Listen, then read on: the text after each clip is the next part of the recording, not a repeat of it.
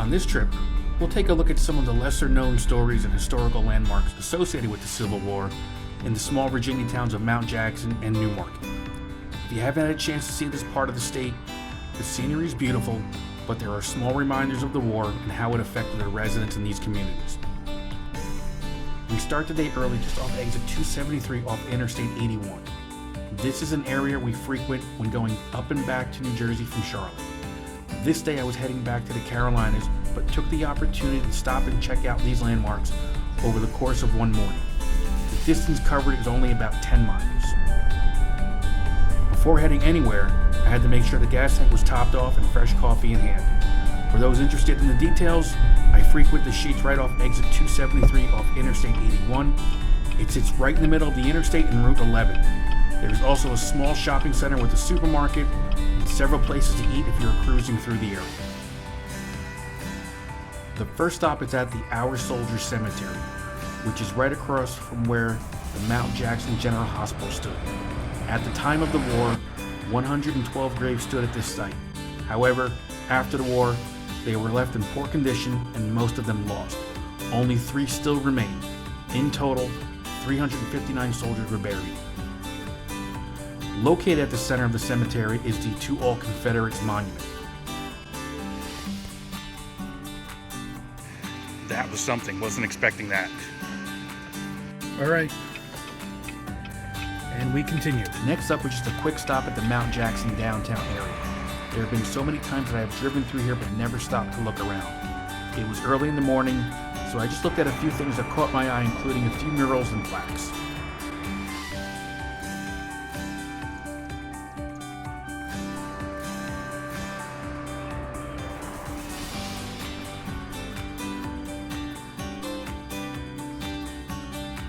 There is also a small church on the National Register of Historic Places.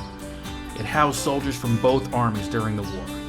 The cemetery also was the final resting spot for several veterans, including going back to the Revolutionary War. The journey continued on Route 11 south. This has always been a relaxing ride as the scenery is fantastic. I have sometimes gotten off Interstate 81 and hopped on the road here just to enjoy the ride a bit more. McNeels' last charge is the next stop, which occurred on October 3, 1864. General John Hanson McNeil led 30 of his partisan rangers against a 100-man detachment of the 8th Ohio Cavalry Regiment. The attack ended in 15 minutes. Most of his rangers were captured, and McNeil was mortally wounded. Ultimately, McNeil was moved on October 20th to Hill's Hotel in Harrisonburg, where he later died on November 10th. For this and most of the other stops on this road, they are marked by just a single sign. Be sure to pay attention. A quick detour off the main road brings us to Means Bottom Covered Bridge. This was the area where General McNeil had his troops stationed. The current bridge is the 4th that is on record for the area crossing the North Fork of the Shenandoah River. Another bridge was there during the Civil War in the area, but burned in 1862 by Stonewall Jackson's troops.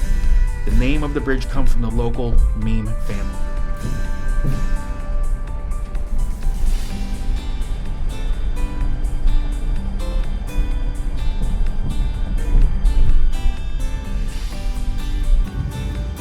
Not gonna lie, that was a little hairy right there.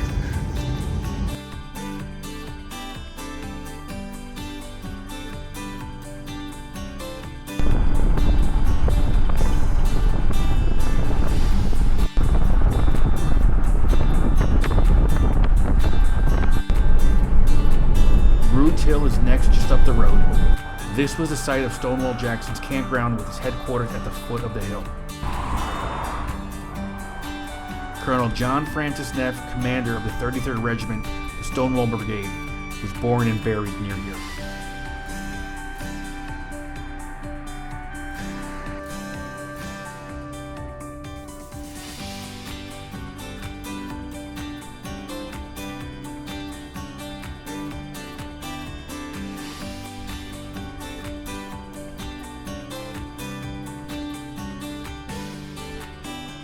A bit further south sits the site where George Summers and Isaac Coutts were executed, which happened after Lee's surrender. A small memorial marker stands at the place where it happened.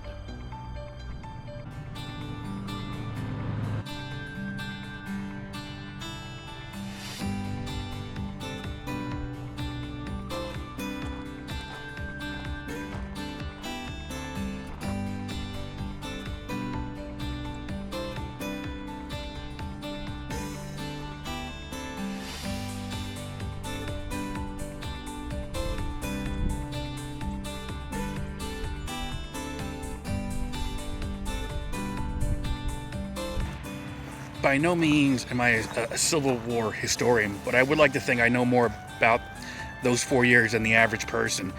I've never been to this site before, and a few of the other ones. And again, we're used to talking about Gettysburg, Antietam, Bull Run. You know, this is one of those where it could be hundreds or thousands of these little battles we never knew about. Just seeing some of these stories, it's just incredible. You know, not only the loss of life, but just how young some of these soldiers were. It's incredible. So we've got one or two more to go to, and then we take off from there. The next stop, or at least I thought would have been our final stop, is the Battle of Newmarket area. I had visited the site several times over the last few years for various reasons. This was actually the first time I had visited during the warmer weather months. Typically, our travels had us coming through here during the fall and winter seasons. The Battle of Newmarket took place here, or in this area, I thought, on May 15, 1864. It is primarily remembered today for being the only time in American history a school student body was used for organized combat. This has ties to the Virginia Military Institute, or VMI.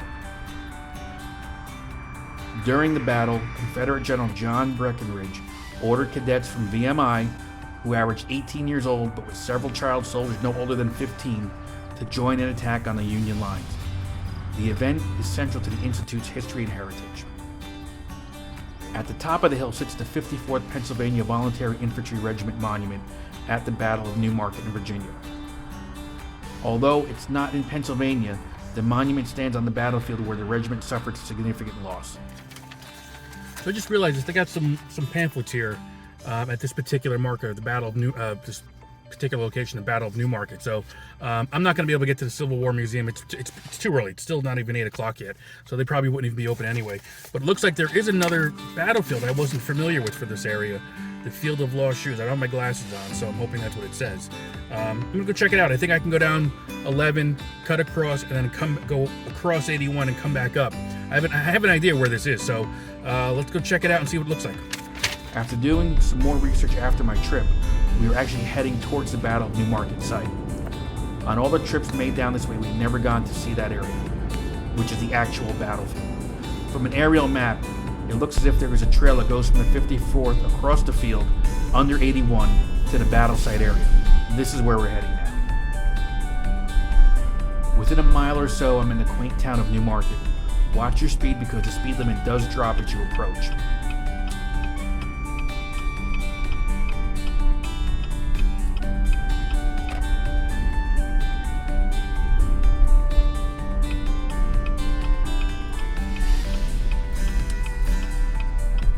After this right-hand turn, I'm heading back towards the north, parallel to 81 south. This is a first for me. On all the trips in this area, I've never been to this battlefield.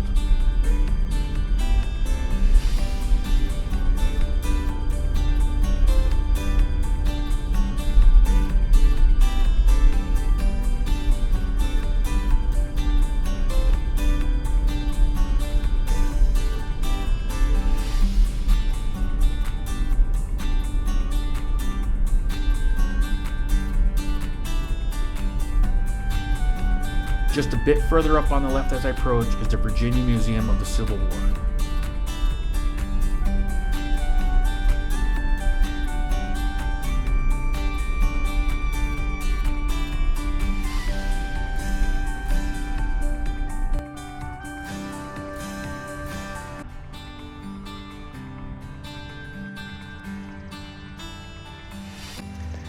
So I had zero intention of stopping here today, but just figure I would.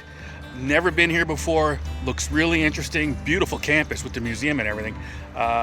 It's a Sunday. I don't even know if they're open on Sundays. If they are, it'll be a few hours before they open. Figure out, just stop by, show you the campus.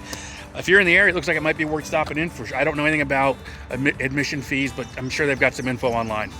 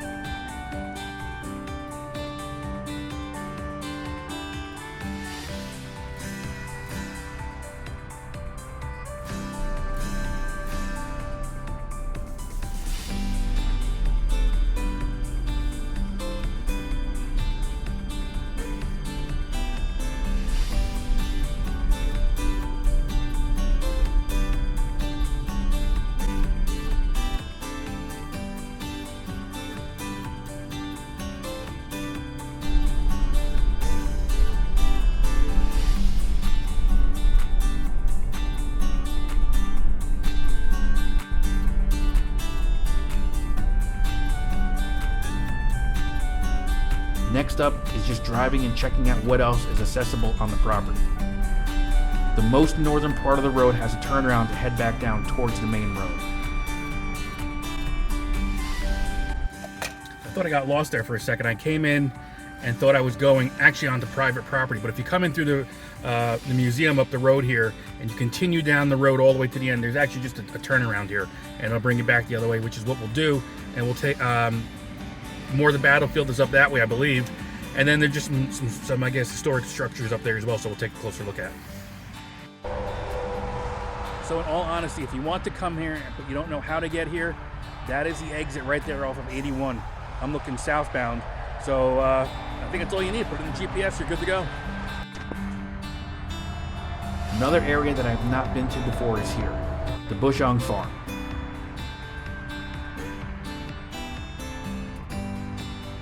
Per the marker that sits in the front of the house, on June 22nd, 1791, Henry Bushang patented a 260-acre tract in Shenandoah County that would be home for several generations of his descendants.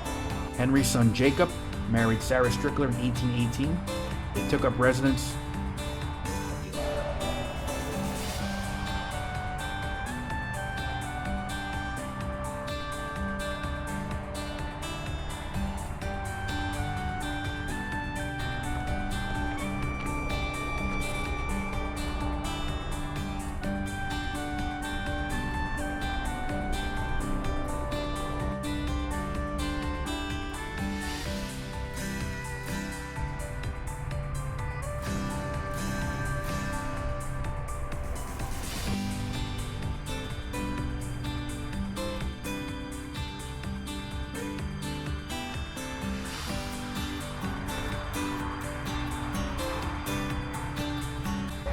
Again, another part of the Civil War, small piece of it that I never knew.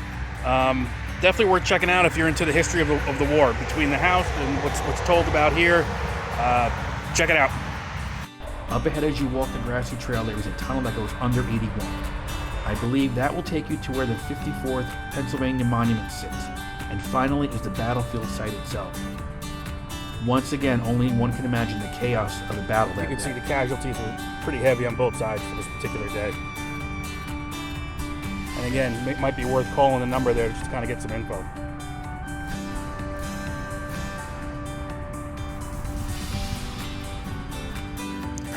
Definitely gives you chills seeing all of that. Any of the battlefields I've been to.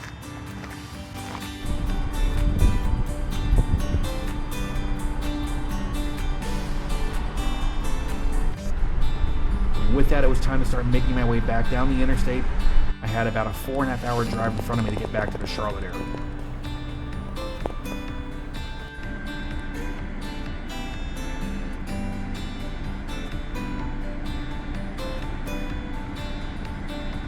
So right down that way is where we came from. That's where the museum is, the battlefield, and then there's a turnaround to come back this way.